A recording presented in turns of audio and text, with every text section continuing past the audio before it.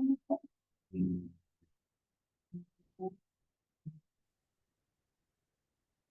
right. Good morning, afternoon, and evening, everyone, depending on where you are joining us from. It's really a pleasure to have you all here. I'm Floris van Dedem. I'm a junior energy analyst at the IEA, and I'm very happy to welcome you all to this webinar today on regulating hydrogen. Thank you for taking time out of your busy schedules to come and geek out about hydrogen regulator for an hour and a half. I really appreciate it.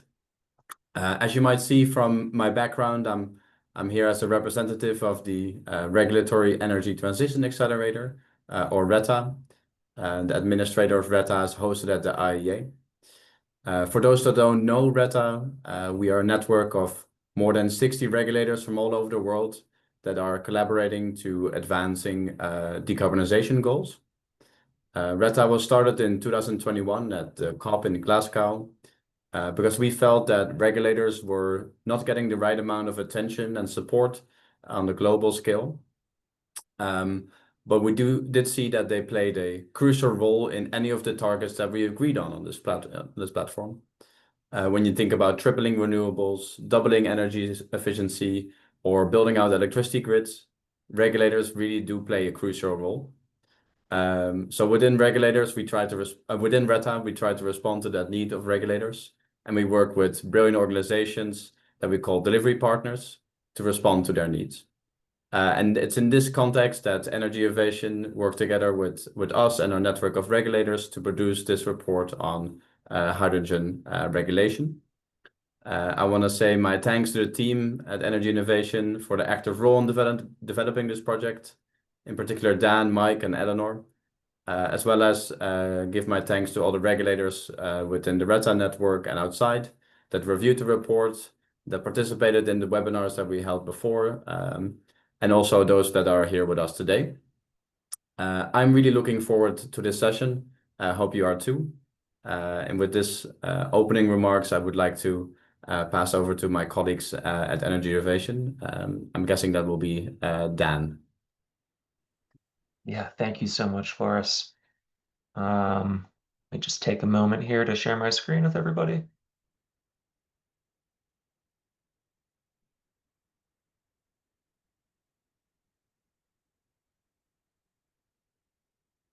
And I think I heard you say an hour and a half. We did originally have this scheduled for an hour and a half, and we opted to make it an hour just because we know we're already asking a lot of everybody's time. But yeah, really looking forward to this. So my name is Dan Esposito. I lead Energy Innovation's Fuels and Chemicals program. That policy practice area works to advance the truly clean production and strategic use of hydrogen, captured carbon, biomass, and their derivative products like ammonia and sustainable aviation fuel. Really glad to be on this call with everybody, and thank you all for joining. And just to start, if you're unfamiliar with Energy Innovation, we're a nonpartisan energy and climate policy think tank. We really work to provide custom research and analysis to lawmakers and regulators to support smart and effective energy and climate policy design. And we've published a range of hydrogen policy papers over the last 3 years, organized here by kind of the target primary audience. This webinar, by the way, is being recorded, so the slides will be available afterwards if there's anything on this slide or others that catch your eye as I move through relatively quickly. But we are talking today about our latest paper on regulating hydrogen. My plan for these next 15 to 20 minutes is to present briefly on this new paper, and then we're going to spend the rest of the hour on a panel discussion with regulators that we are very fortunate to have from British Columbia, Chile, and New York to hear their perspectives on these issues. And we should have time for some audience Q&A, so please feel free to utilize that function in the Zoom. Again, this project was a collaboration between RETA and Energy Innovation and kicked off about a year ago. Mike O'Boyle, Eleanor Stein, and I led the development of this paper, and we'll have the pleasure of hearing from both of them later, as Mike is going to be the moderator for our panel, and Eleanor is one of our panelists.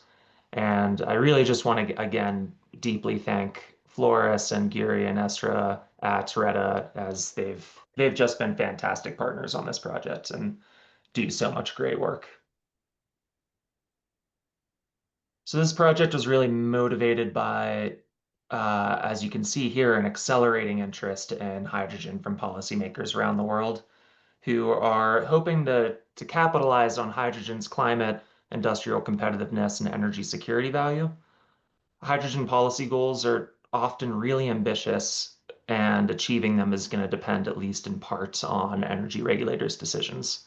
So we wanted to spark conversation between regulators across policy and economic contexts to share lessons and put together a rough framework for thinking through questions of hydrogen regulation.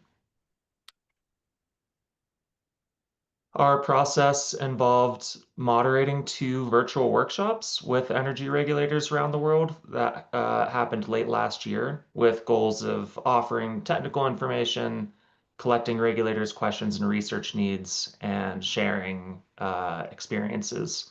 And then we spent much of this year writing our paper and working through a lot of feedback.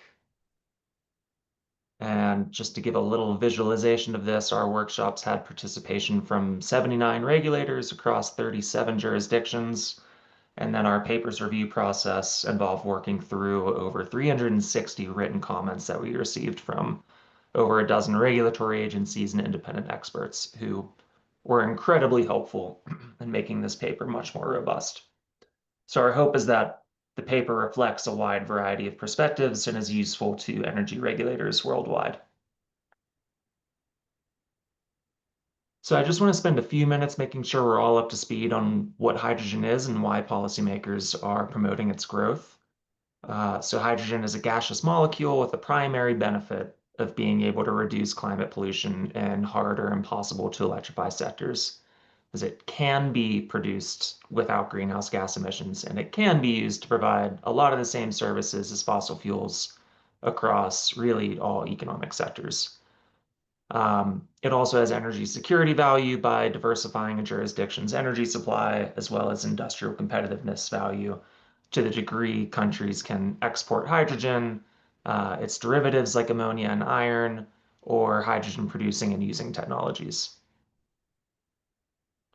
Nearly all hydrogen today is made from unabated methane reformation using natural gas or gasified coal, and this is responsible for about 2% of global climate pollution today. But the rising interest in hydrogen that we are seeing now comes from producing it in ways that release much less or even zero emissions. So one way to do this is by capturing CO2 emissions from conventional hydrogen production. But the leading technology for zero emissions hydrogen is electrolysis, which splits water into hydrogen and oxygen using electricity. This process can actually make emissions a lot worse if it relies even indirectly on fossil fuel power plants, but it can produce zero emissions hydrogen. And lastly, you can drill for naturally occurring hydrogen deposits, but right now this is mostly theoretical, and it's not clear whether this will ever amount to anything commercially viable. Nearly all the hydrogen we make today is used to refine oil, make chemicals, or purify iron ore. So that's using hydrogen for its value as a chemical feedstock or raw material. But a lot of the hype that we see around hydrogen comes from the ability to burn it for heat, including for electricity, or directly generate electricity by using a fuel cell. And in a separate paper that we released last year, we analyzed the major potential uses for hydrogen and put together this diagram that summarizes its competitive prospects relative to other clean technology options. So the QR code in the middle there will take you to the full paper, and that includes 2-page fact sheets for each category. And I'm showing this because I do think it's fundamental to understanding which hydrogen proposals are likely to be successful and which may lead to higher costs or stranded assets. In the utility context, hydrogen is mostly talked about as replacing natural gas for a variety of purposes, so it's important to understand how it differs from methane. So as just a quick summary, hydrogen has some safety risks as it's colorless, odorless, leakage prone as the universe's smallest molecule, and highly flammable. It has health risks by emitting more harmful nitrogen oxide pollution when it's burned in air, has its own significant climate warming impact if it's leaked into the atmosphere.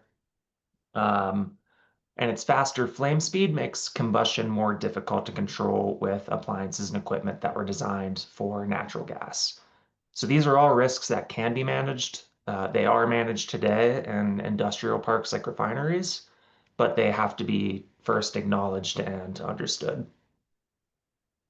And then one more property, hydrogen has about a third of the volumetric energy density as natural gas.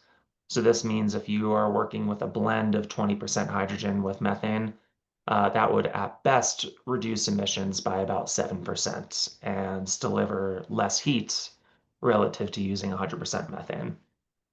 Um, and then these maps are just from the US, but they are examples that show that electric and gas companies are proposing hydrogen-related projects across the country, whether that's to produce it, blend it into natural gas distribution systems, or burn it in power plants. So energy regulators are already being asked to make decisions about how the hydrogen industry is going to evolve, and how that affects the traditionally regulated electric and gas sectors. And yet there's enormous uncertainty as to how much hydrogen is going to grow in the coming years and decades, including with how it's produced and where it gets used. So this graph is from the IEA's latest World Energy Outlook, and it compares hydrogen forecasts across its three major policy scenarios.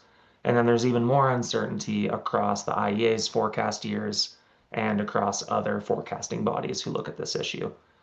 Um, on the left-hand side, we're not exactly on track for this, but if we do reach net zero emissions globally by 2050, the IEA forecast shows that this would require about 15% of global electricity supply and 28% of global natural gas demand.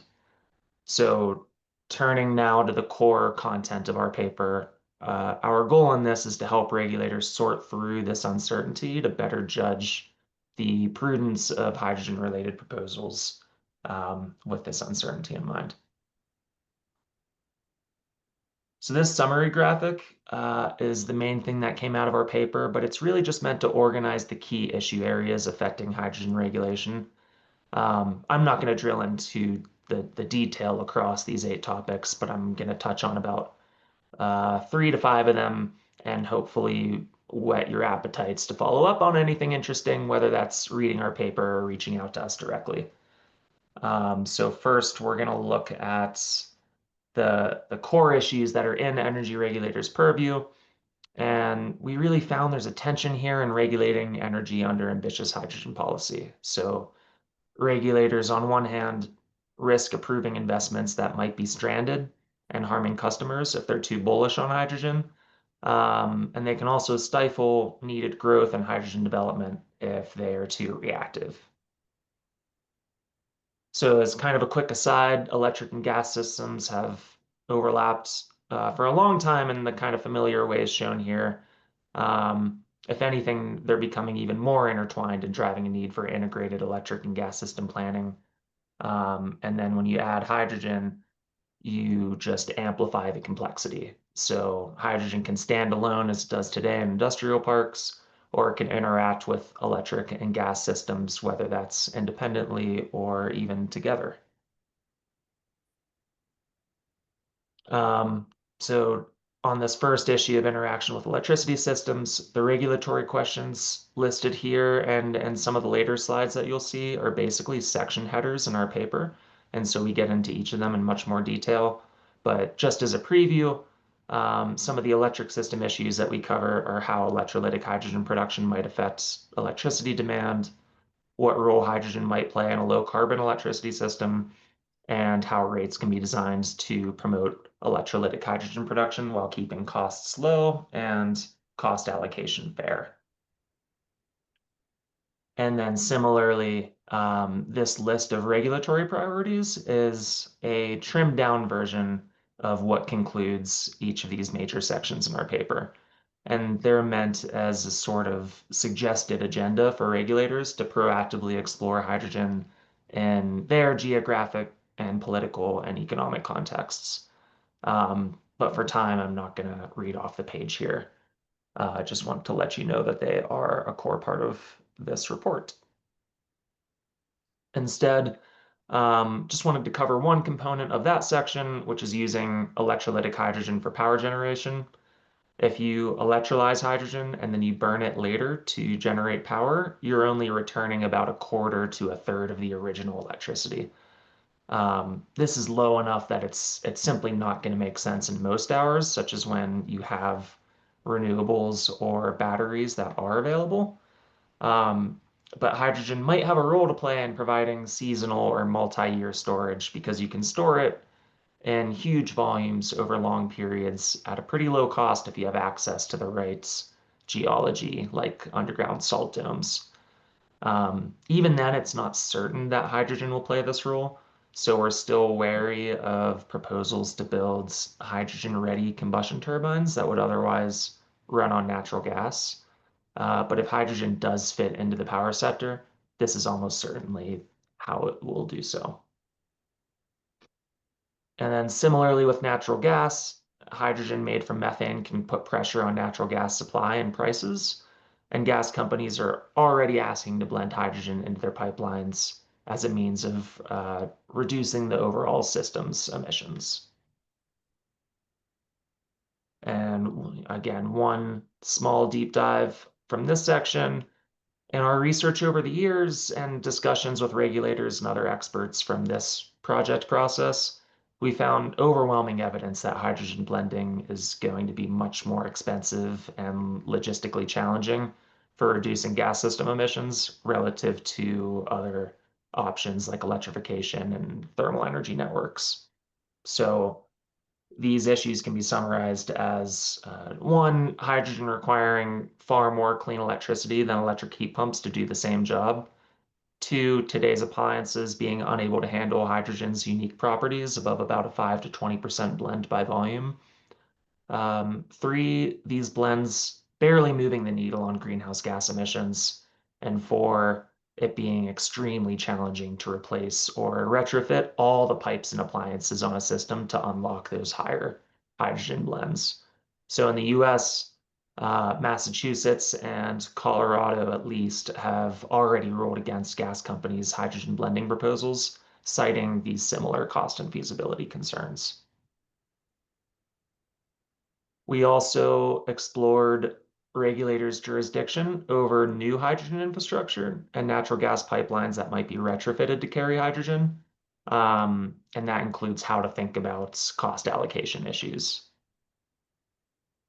And then we also looked at safety considerations for building new hydrogen pipelines or using hydrogen and natural gas pipelines, which might not always fall under energy regulators' purview, but we think it's really important to understand as an understanding of these safety issues can help with distinguishing between realistic hydrogen proposals and ones that will likely fall through.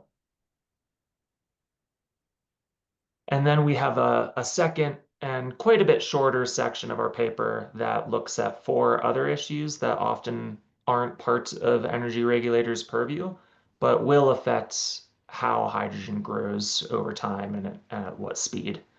At a high level, we note in the paper that making wise decisions on matters within regulators' purview would benefit from widening their aperture of awareness. So we mean regulators would benefit from taking a proactive, holistic, and collaborative approach to hydrogen to help cut through uncertainty and illuminate least regrets paths forward.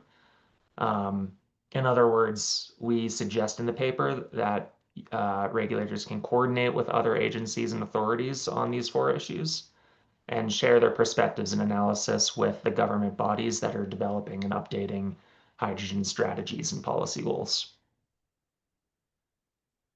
Just going to look briefly at one of these four topics. So we try to spell out the tension between governments' often lofty policy goals on hydrogen and regulators' core mandate to ensure affordable, reliable, and safe energy services. So, for example, how can regulators support progress toward domestic hydrogen goals without putting unnecessarily high risks on or shifting system costs to the consumers that they are tasked with protecting? And so one way that this tension shows up is in the vast gulf between government's hydrogen production targets, which are shown in this IEA graphic in purple, and the hydrogen demand policies and targets that are totaled in blue. There's this really big gap here that means that much of the anticipated hydrogen production right now is quite speculative and might not materialize.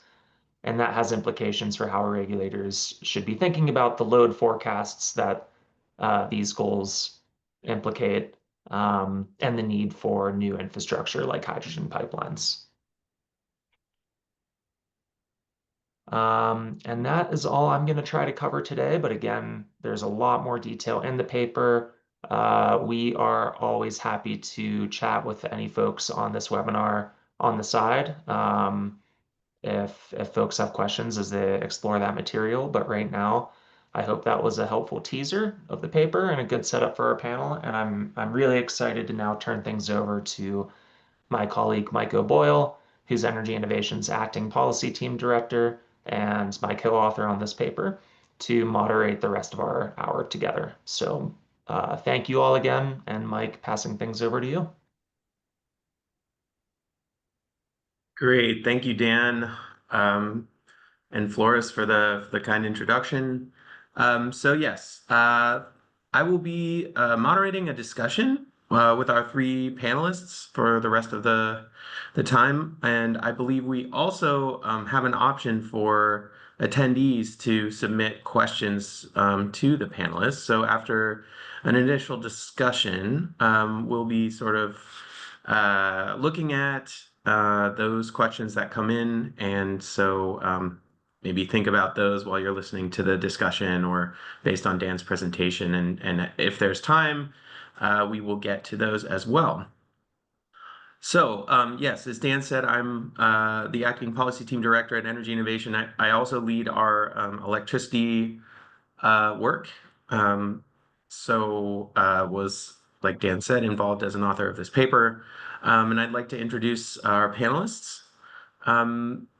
Let's see, the first is Ivan Lapchak, who's a senior regulatory specialist from the British Columbia Utilities Commission. We also have Fernando Chong Ip, a hydrocarbon professional from Chile's National Energy Commission, as well as Eleanor Stein, who's a former administrative law judge for the New York Public Service Commission and a consultant for energy innovation on this project, a frequent collaborator of ours. So welcome to you all, and welcome you each to come off of mute if you're on it. I can't see everybody.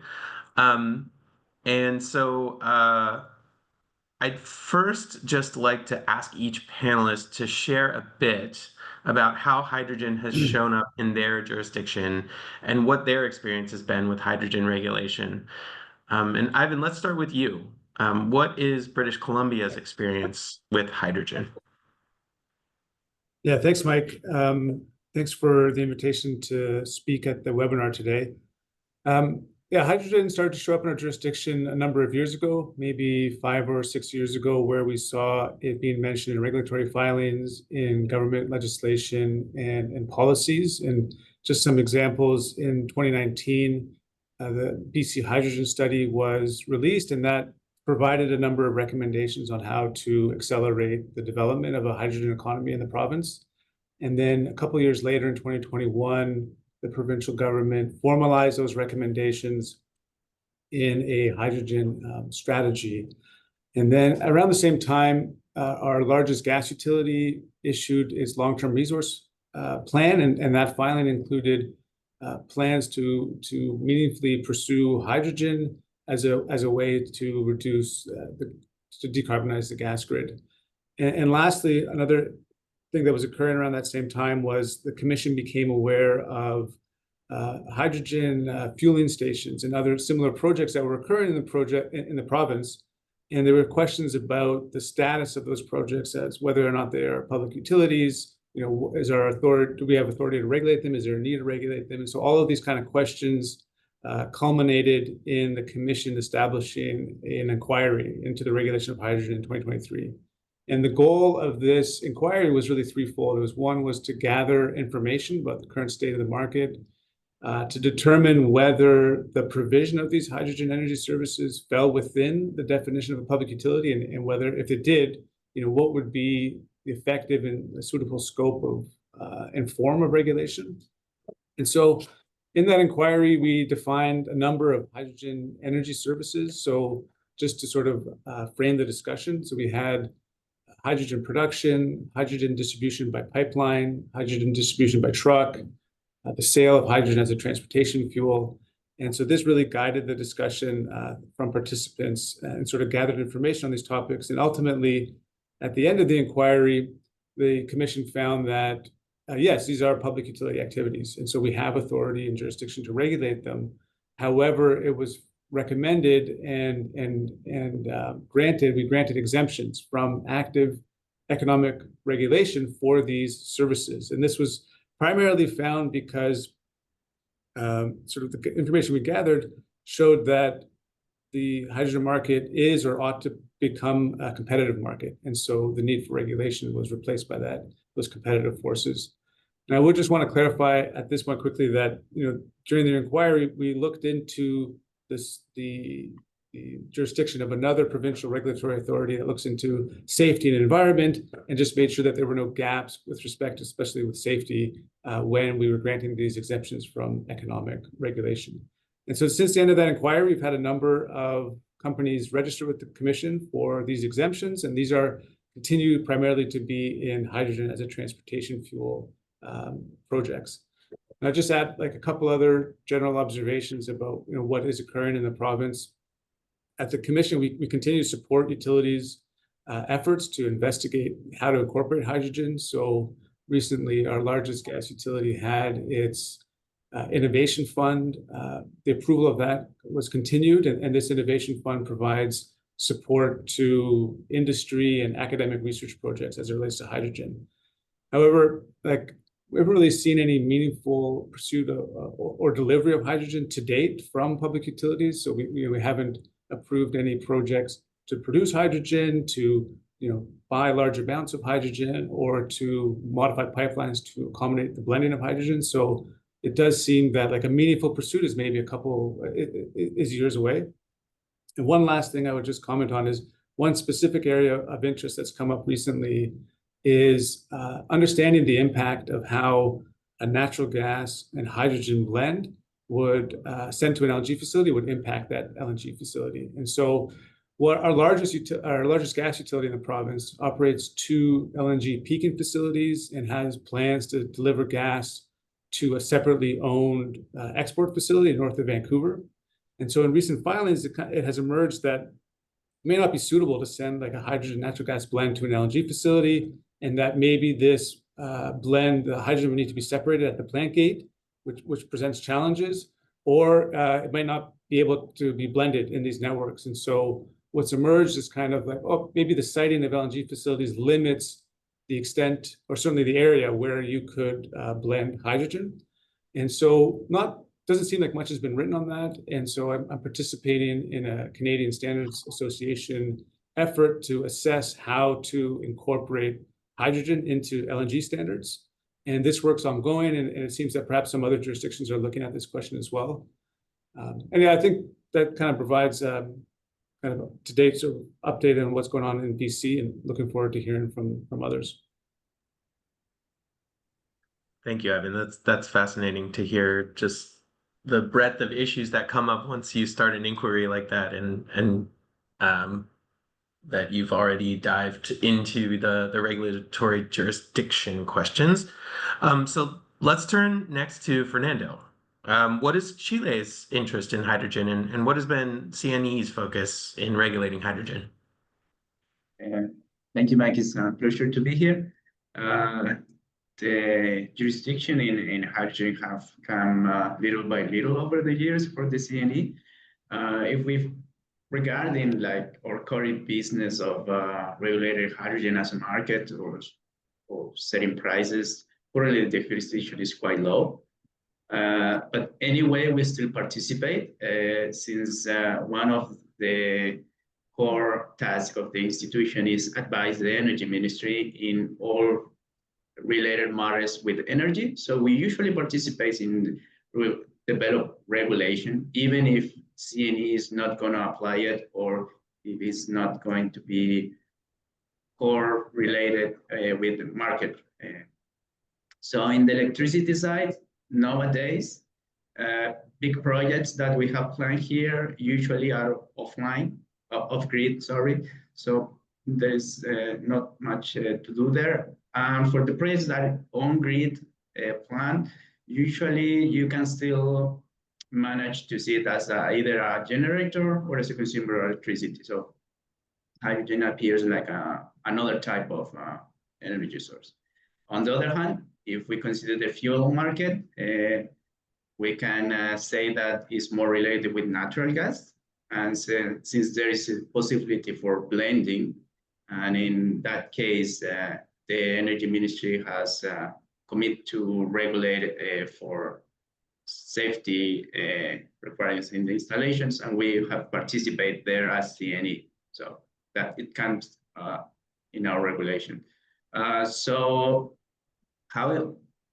how everything started, it started in 2020 with the National Energy Strategy, which is the roadmap for the country. And then 1 year later, in 2021, the energy efficiency law was changed and hydrogen was included. And also the Energy Ministry has jurisdiction over the hydrogen. And indirectly with that, we also have the jurisdiction. Then in the same year, some decrees were modified, and there is an obligation for the registration of all energy hydrogen installations. So in order to set this register, there were safety conditions that have to meet. So that's how the first regulation come to fruition. Like the first one was related with safety.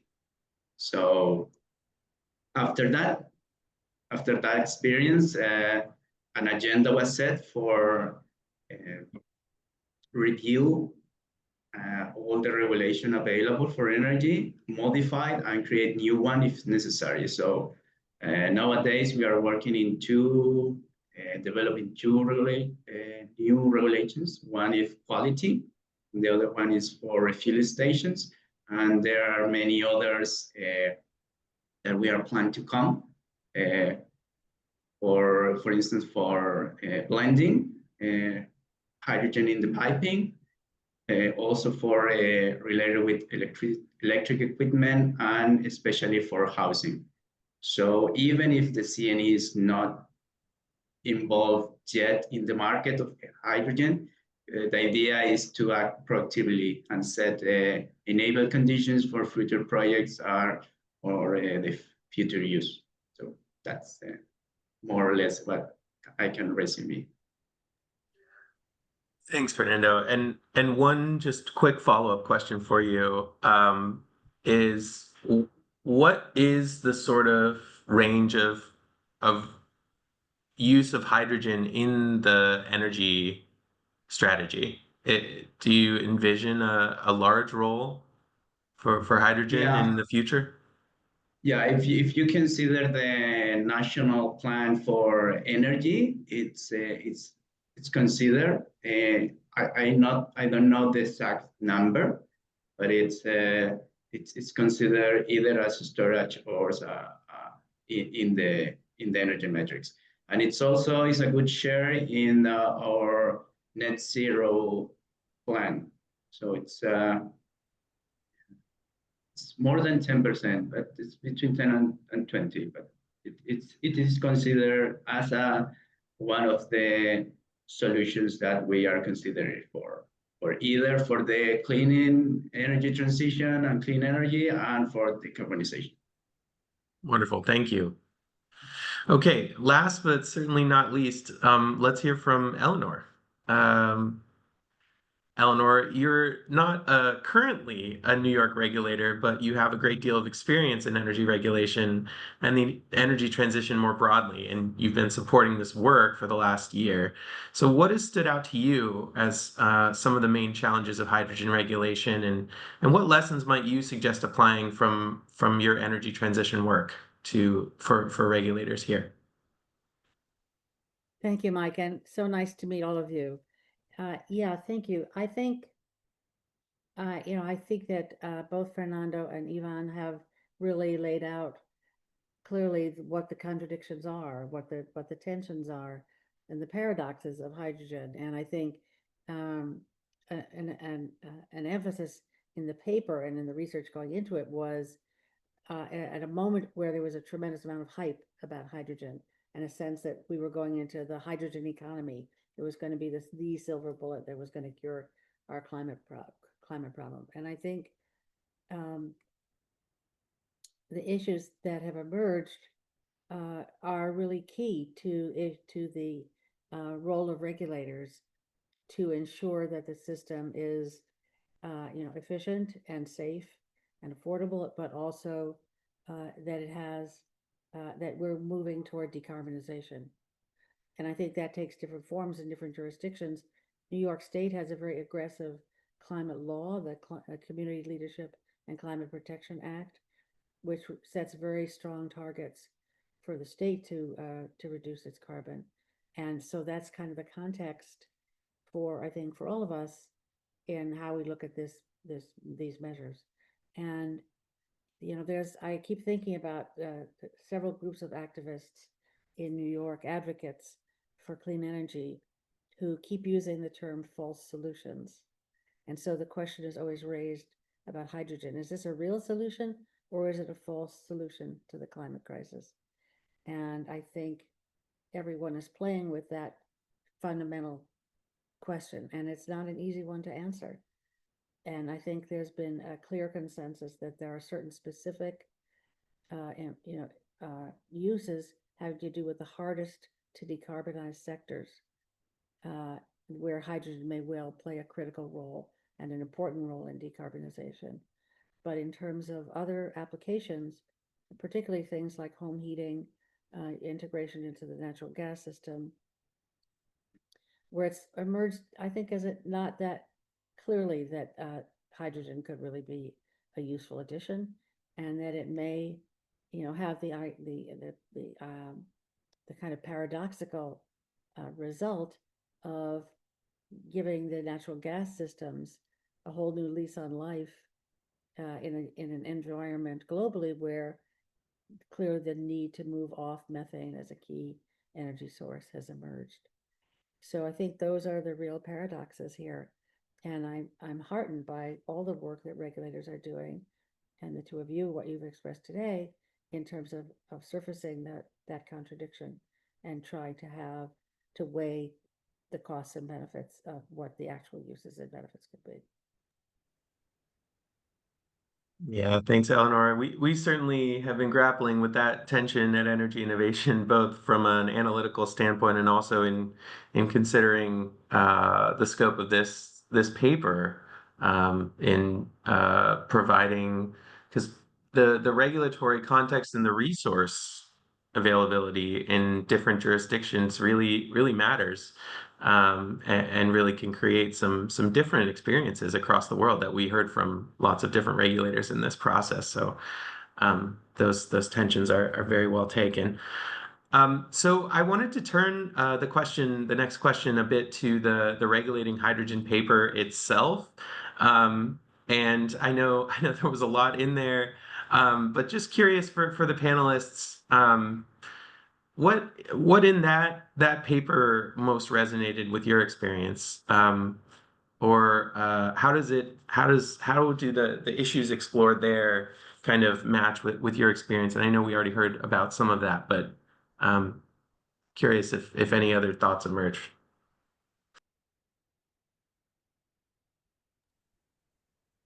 I'd be happy to jump in.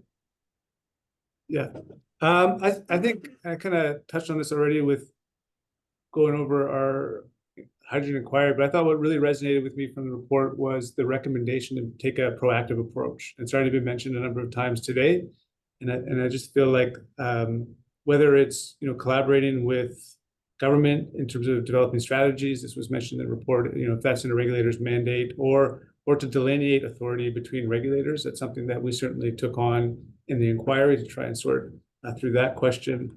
I think even if hydrogen is not active in your area, that taking on the work to just, I think as Dan had said, sort of widen your aperture, take a look at the entire system and answer some of these questions like the authority of the regulator would be very helpful. So that certainly resonated with me from the report.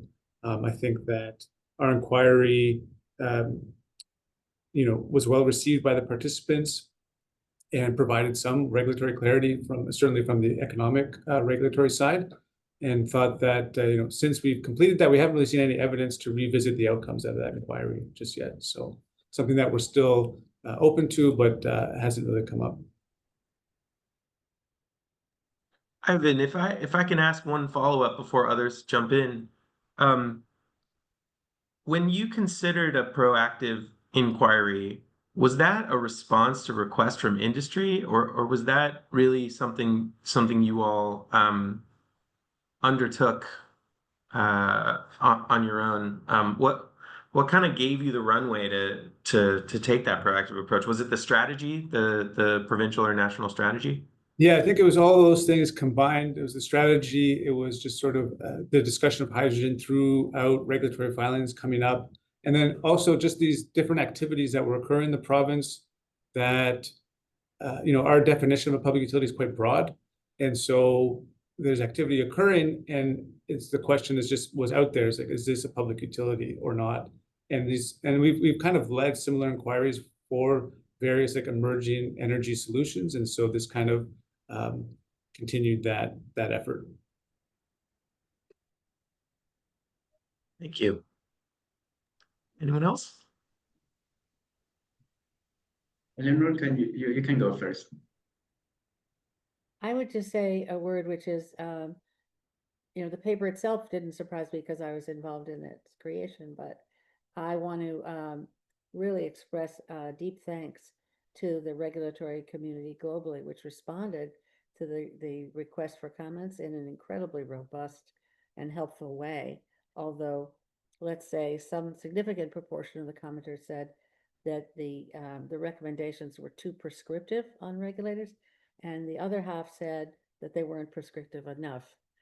So then you have a robust comment period. But really, it was a great outpouring of interest, and people put in a lot of time and work. And I know how little time sitting regulators have at a time like this. So very much appreciated. Absolutely. Yes, we had an incredibly deep involvement from a range of regulators, some of which are here on the panel today. So thank you. So for us, we always been worried about of the pace of the hydrogen regulation, sorry, and if we are doing it at enough speed.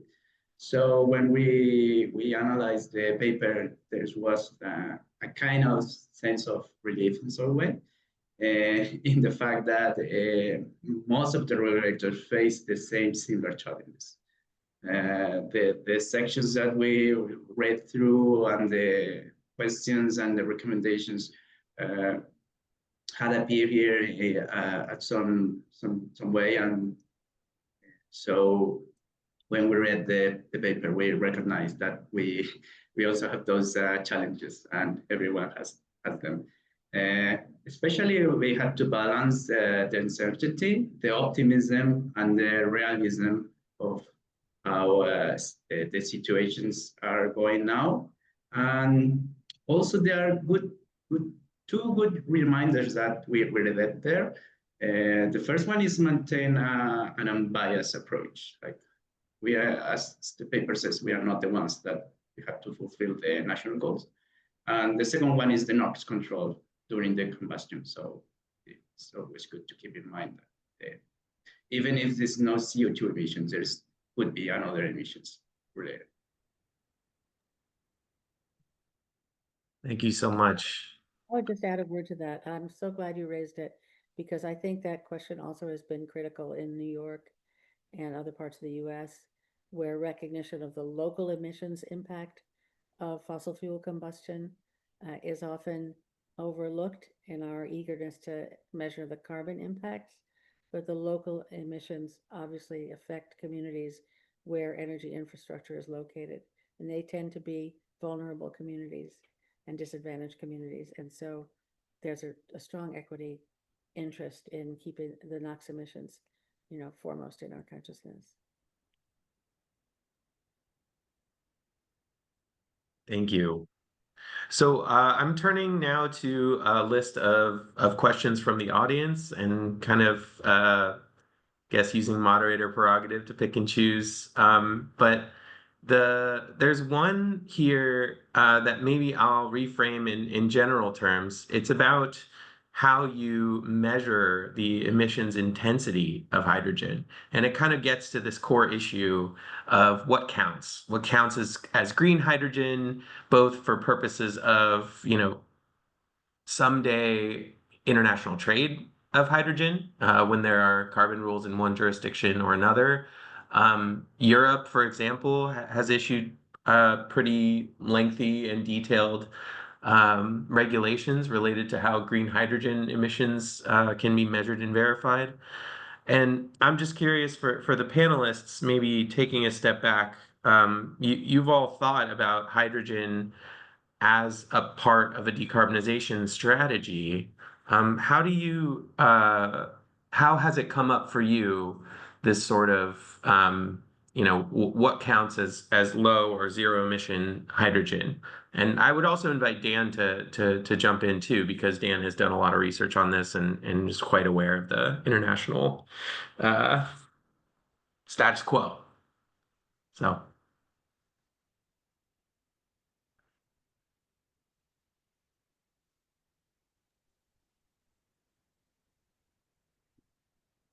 Maybe I can answer? Sure, please. Okay. So regarding certification of hydrogen and how to consider it low carbon or green, our strategy was made in 2020. So at that time, still there's widely use of colors. So in the strategy, it's more related with green hydrogen, so from electrolysis. So in that case, you can consider it a low emission. And also some years ago, our electrical coordinator launched a system to certify the electricity. So with these two topics, you can be more sure that it's green hydrogen. Still, we don't have a certification method here. We still have to develop it, but as we only focus on green, and this low carbon is more or less granted, but we still have to do a certificate that is standard for everyone else. And is that in your regulatory jurisdiction as well? That's an issue you'll have to decide. I would say the certification of hydrogen, probably CNE will participate, but we are not the ones that it's going to be applying. Probably for the electricity, CNE may have involved, but we are not. I wouldn't say that we are the one to own the system and to manage.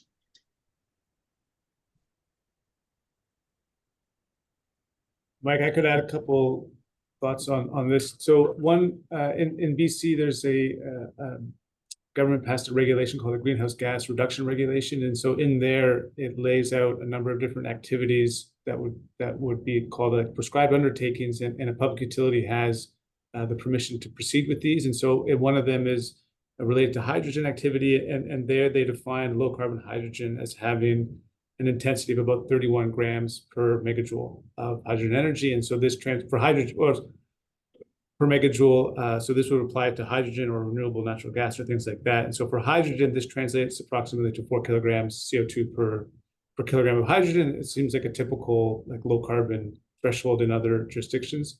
And the other thing to note, just a couple months ago, the Canadian Standards Association and a standards association from Quebec issued a new standard that looks at reporting hydrogen production pathway and carbon intensity. And so it just sort of standardizes the method for determining carbon intensity. So I'd suggest to take a look at that if anyone's interested.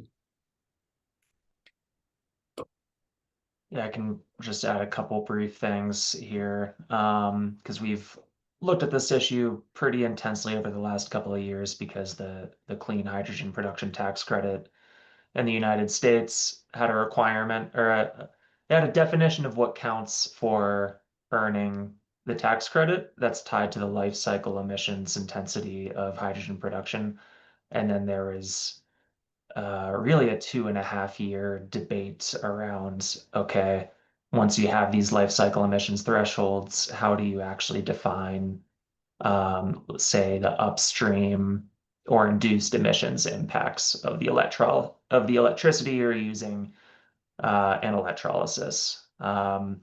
And we got involved in this early because we realized that if the rules were too loose here on what counts as clean electricity use, the emissions from hydrogen production can be much worse than they are today, making it from natural gas. And beyond the direct emissions impact, there is also implications around, if the rules were too weak, then you might have electrolyzers running basically around the clock and acting as a new base load, which is much more difficult for grid operators to manage when we're switching to more variable renewable energy sources, versus under more stringent rules that's matching clean electricity use. You end up with more flexible electrolyzer operations that ramp up when you have excess wind and solar and ramp down when that electricity is needed elsewhere. And that could be a very helpful resource to have on the grid when trying to keep costs low. So that's an important consideration. And then the other was, if the rules were too weak in the United States, then our projects might be getting financing support from the tax credit domestically, but our hydrogen would be locked out from accessing, say, European markets, which had more stringent rules. So there are all these considerations that we are trying to balance here. And the final rules ended up in a place that I think in that question I saw a reference to hourly matching. That's a really important tool for Hourly matching is a really important tool for helping to ensure that your green hydrogen production is actually green and using truly clean sources of electricity. So that's a framework that will need to continue to be developed alongside the hydrogen industry to have that integrity. And lastly, that's in the US right now, it's unclear whether the tax credit is actually going to survive through the end of this year, because Congress is considering eliminating it starting in 2026. So there's a lot of volatility in our domestic policy that just adds yet another degree of uncertainty to this already highly uncertain space. Yes, certainly uncertainty is the name of the game when it comes to U.S. policy these days sometimes. But the last well, let me just address one question in the chat, and then I have a final one for everyone. One is just about identifying leaders around the world. I mean, thankfully we had two of them on the panel today. We also took a deeper dive looking at Europe's proactive approach to regulating hydrogen and drawing jurisdictional lines, as well as U.S. states like Massachusetts and Colorado who've taken a proactive approach. There are several others that come up, but those are just some to think about, and I would just encourage following up with the paper itself for a lot of that information and the references there. So for each of our panelists, I guess my final question for you would be, as you're thinking about regulating hydrogen in the future, what are your remaining kind of research needs? What are you looking for from the international community or from the research community, that can help you be better regulators?